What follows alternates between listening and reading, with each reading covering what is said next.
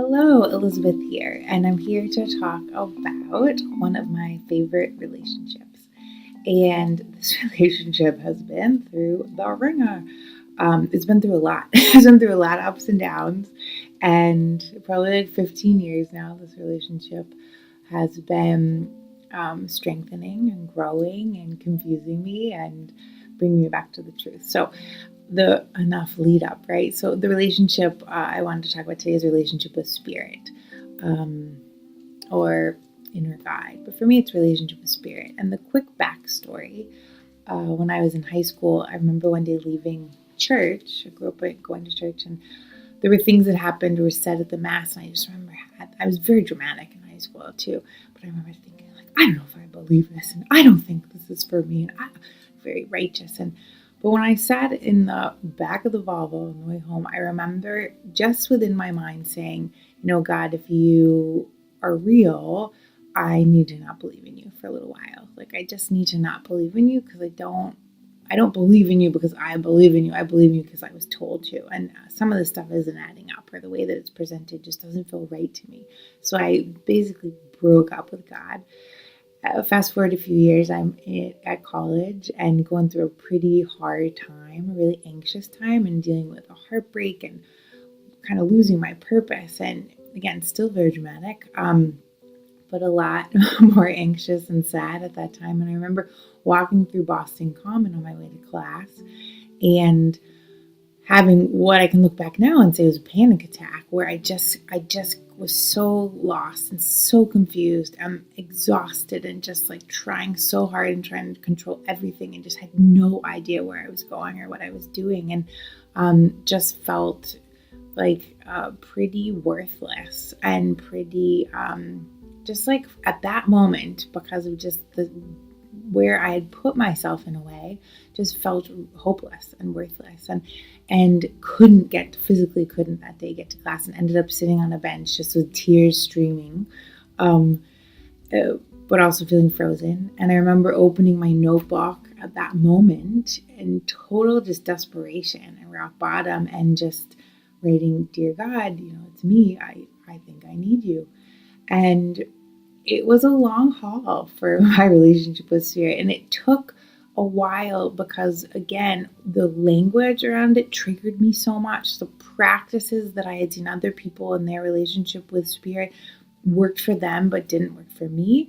And I didn't know at the time that I could have my own relationship, that I could forge this relationship that could have language that aligned with me, and I could feel really good, and that could be ever evolving and changing, and that I could question, and then with my answers the relationship would change even more. And so again, it started a few years of basically being like, prove it to me, spirit, are you really there?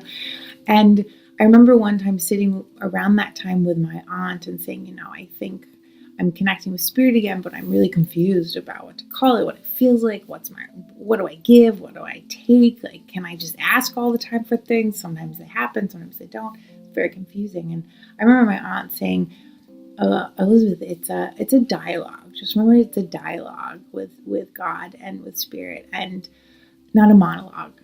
And that's what started happening. Was I realized I would connect, and then I would listen, and I would connect, and I would kind of like start to feel that dialogue, or give spirit, give life a moment to talk back, or to kind of give me signs, or to fill me with comfort. And again, it's still tricky to put words around such a feeling relationship, but that's what I really want to talk about today, was relationship with spirit, and the permission for the relationship to be what you want it to be a give and take, to be active, and for the language and the practices to fit who you are. So again, we could talk about this for days. We will talk about this more.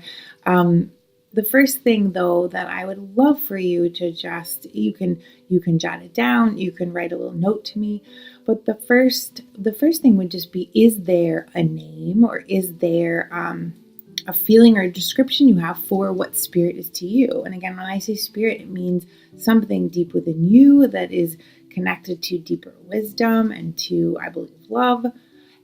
or something outside of you that is a greater presence. Basically, something that is outside of just our logical mind and our conscious mind.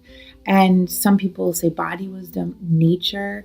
And for me, I use spirit, I use universe, I use God, and I believe, just personally, I've just chosen to believe that spirit kind of talks through my intuition. So when I get an intuitive like yes or no or this way or that way, or that's the connection. That's the connection with me hearing from the universe, or from, again, a deeper wisdom. What is best for me, but then what is for the highest good of all. So the first thing is, do you have a name? And if you don't have a name, even better. You may not need a name, but the bigger thing, even more than the name, that I'd be so curious about is just how you want that relationship to feel. For me, I want to feel like it's all loving. I want to feel like it's all supportive. I want it to feel like, again, I can be all that I am. And what do I want to be in the relationship? I want to be active. I want to be listening. I want to be playful. Again, it's ever growing and it changes all the time. But so the question today is, are you in relationship with spirit? Does that light you up in some way, bring you comfort? And again, swap out spirit for whatever your word is, or blank feeling. And what do you want that relationship to feel like to you? If you are in a dialogue with this, with something that is inspiring and wise and loving and fun and clever and witty and all those things, if you're in a dialogue, if you're in a relationship with this part of yourself or this part of life, what do you want it to feel more like? What do you want it to feel more like? You don't have to know how. We'll get there. We'll talk more about it. But for today, just are you in a relationship? Do you want to be in a relationship? And if you are or aren't, what do you want it to feel like? If you could choose anything, how would you want your relationship with life, with spirit, with the divine, with your deep intuition to feel? And as always, we'd love to hear from you. I'd love to hear from you. The team gets to hear kind of as you share or you post too, so we all benefit.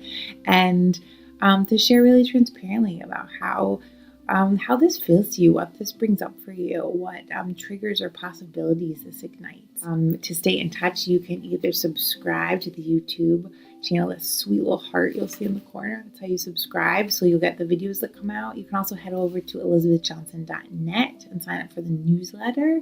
And that way, when these really fun projects come out, we will let you know. And it will just be great to stay connected. So sending you a lot of love, exactly where you are. And I will talk with you soon. Okay.